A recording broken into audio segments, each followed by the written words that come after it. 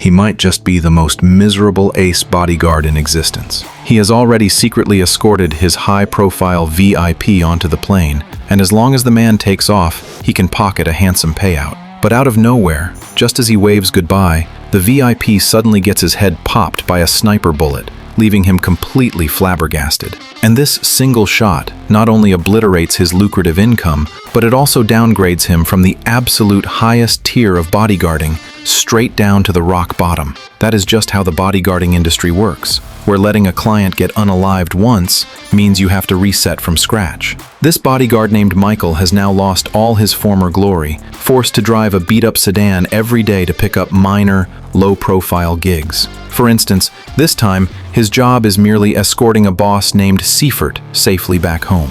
Seifert, who is already scared out of his wits, follows Michael out of the office, yet he does not see a single assassin show up in plain sight. It turns out that even though Michael is no longer a AAA bodyguard by title, his elite skill set remains absolutely top tier. Before coming to pick up Seifert, he has already cleared out every single threat inside the entire building, including the stairwells, the rooftop, the dumpster areas, and the elevator shafts. And in order to pull a classic bait and switch to draw away more enemies, he even blows up Seifert's luxury Rolls-Royce. Being the good guy he is, he even rescues Seifert's Chihuahua from the vehicle.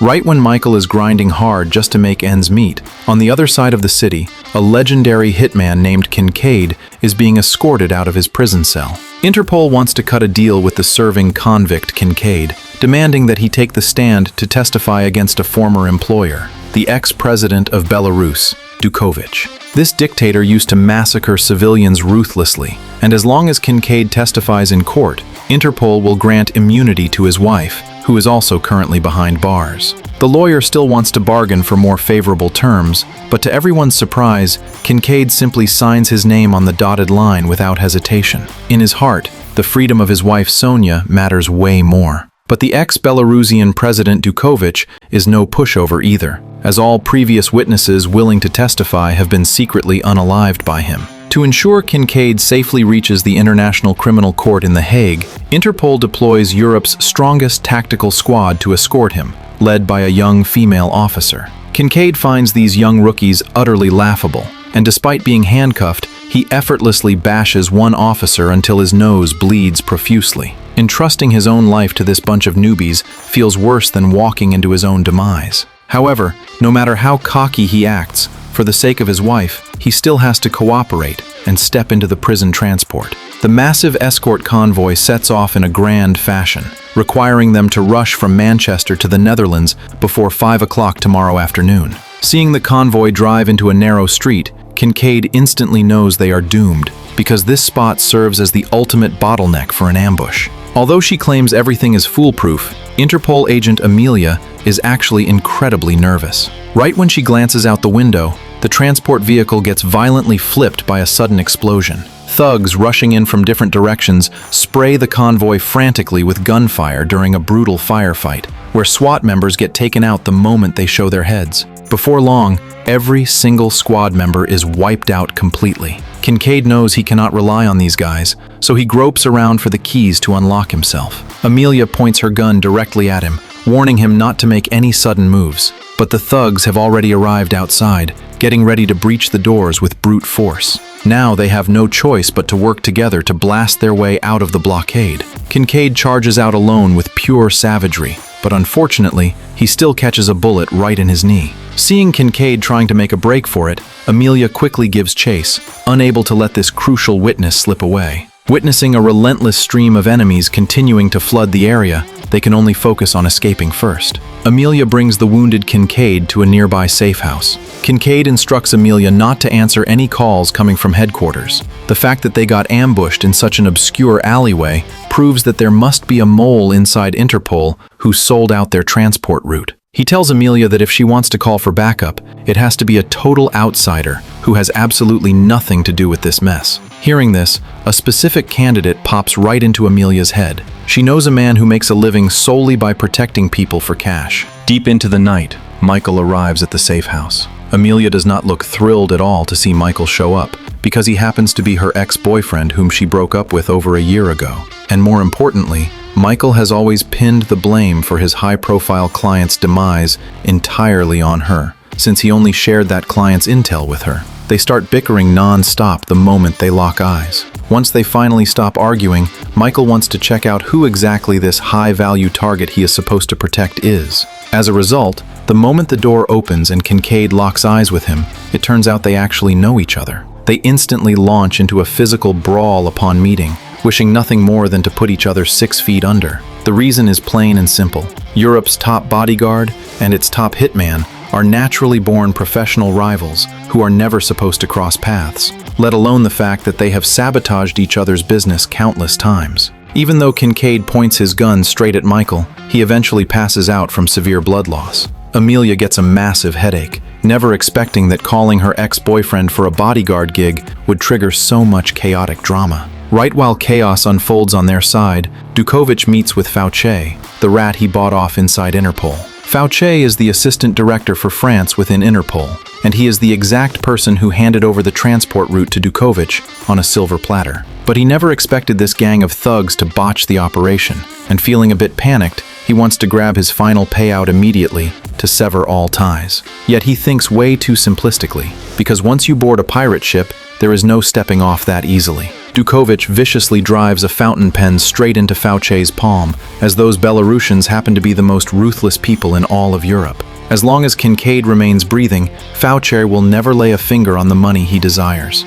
Kincaid remains completely unconscious. Michael throws down the moment he sees him, simply because Kincaid has attempted to eliminate him 29 times before. Amelia cares absolutely nothing about the love-hate drama between these two, and since the safe house location cannot be compromised, she has to head back to headquarters alone to report, while leaving Kincaid in Michael's temporary custody. This sharp-tongued Michael might be hurling verbal jabs at his ex, but anyone can tell his heart still harbors deep affection for her. Otherwise, he would never travel thousands of miles just over a single phone call. Amelia believes this spot is safe, but she has no clue that when the safe house's electronic lock gets activated, a notification pops up right at Interpol headquarters. Kasoria learns of this news from a subordinate, which happens to be overheard by Fauché over the line, who immediately tips off Dukovich in secret. Consequently, a vehicle packed with heavily armed assassins arrives at the safe house. And right at this moment, Kincaid has regained consciousness. Without fail, the moment he spots Michael, he begins letting out an endless stream of profanity. Just as the two are arguing, Michael spots an influx of thugs entering the building on the monitor, realizing his safe house is no longer secure, and he must escort Kincaid out of there pronto. He stealthily guides Kincaid into the hallway, and sure enough, the stairwells are swarming with enemies. He is just about to sneak around to escape quietly, but Kincaid kicks the door wide open with zero chill. Even though Kincaid handles the enemies in the stairwell, the gunfire alerts the police forces who were just dispatched by Interpol. Now, besides the hitmen, riot police are turning out in full force. Michael and Kincaid have no choice but to sprint to the rooftop, but a helicopter is hovering in the sky. Michael finds himself completely cornered with nowhere to run, and jumping down from here would absolutely be a suicide mission. Yet, while he is still peering down and hesitating, Kincaid already leaps right off the edge. Michael is completely dumbfounded by Kincaid's reckless stunt, and since the riot police are already breaching the rooftop at this point, Michael has to scramble down the scaffolding. They hop into the getaway vehicle Michael prepared beforehand and flee the scene. Even after getting into the car, Kincaid refuses to behave, grabbing Michael's small urinal bottle to mock him mercilessly. Although the car makes it onto the highway, the traffic surveillance cameras still capture footage of the duo boarding the vehicle, which gets spotted by Fauché once again. Michael pulls over midway to switch cars, knowing after years in the business that changing rides is a must. Just as he wants to take his time picking the lock, Kincaid smashes the car window with a swift elbow strike. Michael is utterly speechless. The two of them are like two sides of the same coin, possessing completely opposite operating styles. They drive this high-end Mercedes-Benz to continue their journey. Michael has always harbored a nagging question in his heart regarding how on earth a top-tier hitman like Kincaid could ever get busted by the cops. It turns out that while he was out on a job, he suddenly received news that his wife had been in a car crash, which prompted the deeply devoted husband to rush straight to the hospital in a total panic. Consequently, this whole ordeal turned out to be a setup, and he was apprehended on the spot by the police who had laid an ambush long ago. Don't let their smooth chatting right now fool you, because back in the day, Kincaid came within inches of blowing Michael's head off. As they speed down the road, Dukovich's henchmen also arrive at the exact location where the duo just swapped vehicles. The thug leader grabs a worker by the throat and forces open the parking lot surveillance footage, catching sight of Michael switching cars once again. Who knows how long they drive, but a bursting Kincaid needs to take a leak, and since he deems the small urinal bottle Michael gave him way too tiny, Michael has no choice but to pull the vehicle over by the roadside. After finally waiting for Kincaid to finish his business and return, a sudden barrage of heavy gunfire rains down on them, signaling that the enemies have caught up. They take cover behind the front of the car, and just while Michael is still brainstorming a tactical strategy, Kincaid suddenly pops out to return fire. With immaculate precision, he drops the enemies instantly with 3 headshots. Michael still tries to save some face and rationalize things, but the Mercedes suddenly blows up into a massive fireball. Kincaid is just about to suggest they can use the enemy's ride instead, but the very next second, that car explodes as well. Well, great, now both cars are completely gone. Kincaid, however, cracks up laughing hysterically because he finds this entire chaotic road trip absolutely a blast. After managing to hitch a ride on a large van heading toward the city, they never expected to find themselves sitting packed together with a bunch of nuns. Kincaid sings his heart out alongside the nuns, which leaves Michael utterly miserable, feeling like he is dying inside, sitting right in the dead center of them. They finally arrive in Amsterdam, the capital of the Netherlands. Now, with only 4 hours left before the international court session begins, as long as Michael delivers Kincaid safely to the courtroom, his escort mission will be officially accomplished. But the final leg of his journey is destined to be anything but smooth sailing. On their way to the court, the chatterbox Kincaid suddenly gets nosy and asks about Michael and Amelia's dating history, unable to comprehend why 2 people who loved each other would ever split up. Michael then lays out the whole story from A to Z about his failed mission protecting his high-profile client Kurosawa, whom he has always believed was compromised because Amelia leaked the confidential intel. But to his surprise, the moment his story wraps up, Kincaid cannot help but burst into roaring laughter. He confesses to Michael that he was the one who unalived Kurosawa, simply because he randomly spotted Kurosawa while executing another contract, pocketing a double payout for it. The moment these words drop, Michael is completely dumbstruck. He could never have imagined that the very target he is busting his hump to protect is the exact guy who ruined his life. Fuming with rage, he clocks Kincaid square in the face with a hard punch and storms off. An utterly depressed Michael steps out and finds a small local pub, desperately needing some booze to numb his pain. Meanwhile, right behind him, the thugs spot the exposed Kincaid, and a chaotic firefight erupts right next to Michael. No matter how deafening the gunfire and screaming get behind him, Michael just keeps drinking his booze in complete isolation, wishing that the bastard who ruined him gets filled with lead right then and there. Michael has already downed quite a bit of liquor, and he has uttered plenty of choice words wishing Kincaid well. However, the gunfire behind him continues to echo non-stop, so the professional bodyguard inside him ultimately prevents him from sitting idly by, prompting him to finally get up and join the fray. At this moment, Kincaid sprints onto a bridge, while the thugs speed right behind him in a vehicle, crashing into an Interpol car along the way. Kincaid leaps onto a speedboat, spins the steering wheel, and starts blasting across the water surface at full throttle. The thugs on the riverbank accelerate aggressively to keep up with him. While Kincaid is tearing up the river in his boat, Michael hops onto a motorcycle and rushes toward the scene at breakneck speed. He takes a shortcut right through Amsterdam's famous red light district, where there are around 300 window units dedicated to legalized adult services.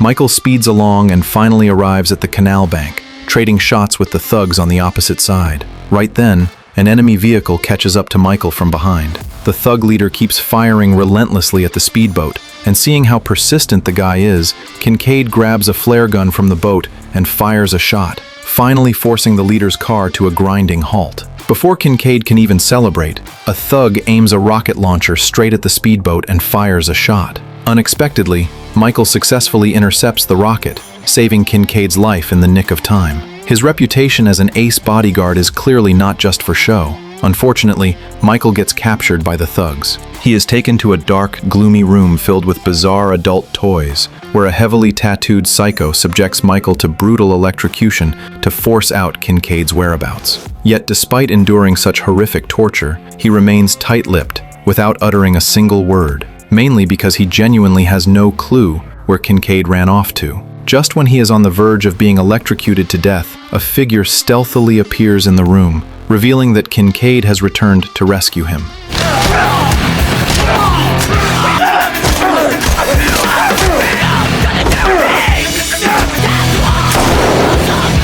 They drive out of the red light district together, and since both sides have now saved each other's lives, they have forged a genuine brotherhood, allowing all past grudges to be wiped completely clean. Now, there is only one final hour left before the court convenes. This time, Michael steals a completely inconspicuous Ford car, while Kincaid sits beside him, looking totally exasperated, too exhausted to even drop any F-bombs. Consequently, the moment Michael drives out, he crashes the car, infuriating Kincaid so much that he points a gun straight at Michael's head, screaming obscenities while demanding he get out and swap seats. This final leg is bound to be treacherous, as Dukovich's henchmen have set up a massive dragnet along the route, waiting to completely liquidate Kincaid. And Kincaid does not do any better than Michael, as he gets so distracted talking to Michael that he slams headfirst into a concrete barrier, launching Michael clean out of the vehicle. Before they can even start a massive argument, the enemies catch up from behind, forcing Kincaid to put the car in reverse and make a break for it, while Michael is left to flee on foot. Kincaid flees erratically, while Michael is pursued by assassins, rushing all the way into a restaurant. He runs into the kitchen in a panic, only to find it is a total dead end, leaving him no choice but to grab a meat tenderizer mallet to fight for his life. The thug leader chases Michael into a hardware store, where the two engage in a brutal, claustrophobic showdown. After finally taking down the thug with absolute exhaustion, Michael gasps for air just as Kincaid pulls up outside right on cue. Outside the courthouse, a massive contingent of SWAT officers stands guard, and noticing the sudden commotion, they immediately raise their weapons on high alert. A battered, completely wrecked car rolls up to the courthouse entrance, marking the final arrival of Michael and Kincaid. Dukovich's lawyer notices that time is up, and just as he is about to request the judge to declare Dukovich completely innocent, the main doors are kicked wide open, and Kincaid struts right in. Under Michael's protection, he has arrived precisely on schedule. Kincaid shows up with cold, hard evidence. His secret cloud drive contains a massive collection of photos he took, documenting Dukovich wiping out innocent Belarusian villagers. Seeing that his atrocities can no longer be covered up, Dukovich drops all pretenses, standing up to openly admit to all his crimes against humanity. The entire courtroom instantly erupts into utter chaos. Yet Dukovich grows increasingly arrogant and loud as he speaks, acting as if he is the king of the world who can wipe out civilians at will without needing to apologize to a single soul. Michael senses that something is deeply wrong, as Dukovich seems way too dismissive of the international court. And the reason he is so completely fearless is that he has prepared a contingency plan long ago. At this moment outside the courthouse, a heavy-duty truck packed to the brim with timed explosives charges straight toward the building. The heavy truck rams through the barricading police cars, causing officers to realize the danger and frantically shout for everyone to evacuate. The truck slams directly into the perimeter fence. The massive explosion throws the entire courtroom into complete pandemonium. Dukovich seizes the opportunity to snatch a handgun from a guard, aiming it directly at Kincaid, whom he detests to the core. Michael lunges forward to take the bullet for Kincaid, getting shot in the torso with blood pouring out. However, he tells Kincaid to ignore him and go hunt down that bastard Dukovich immediately, because if Dukovich escapes, his bullet wound will be completely in vain. Hearing this, Kincaid's gaze turns incredibly fierce, as he refuses to let his brother's blood be spilled for nothing. At this exact time, a helicopter is rapidly approaching the courthouse, serving as the getaway ride to extract Dukovich. Kincaid chases him all the way up to the rooftop. He fires continuously at the fleeing Dukovich. The helicopter has arrived by now, and the assassins on board fire wildly at Kincaid on the rooftop, directly blowing up a gas pipeline. Dukovich waves frantically at the chopper. The helicopter suddenly takes a nosedive, crashing violently onto the rooftop. Now, it is finally time to settle the blood debt for his brother and those innocent civilians. Dukovich is delivered a brutal kick by Kincaid, sending him plunging off the building to meet his demise right onto a BMW car. Michael is lifted onto a stretcher, having flawlessly completed the task assigned by his ex, which successfully allows him to win back her heart once again.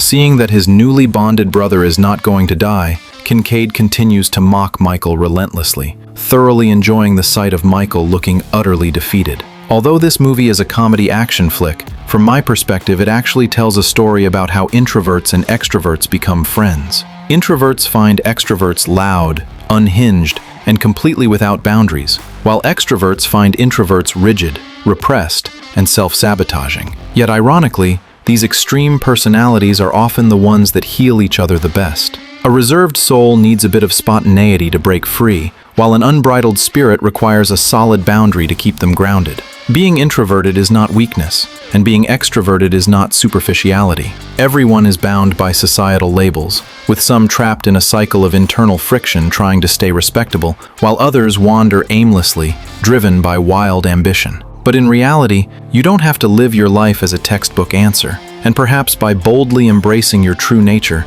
you can find a complementary, deeply healing best friend.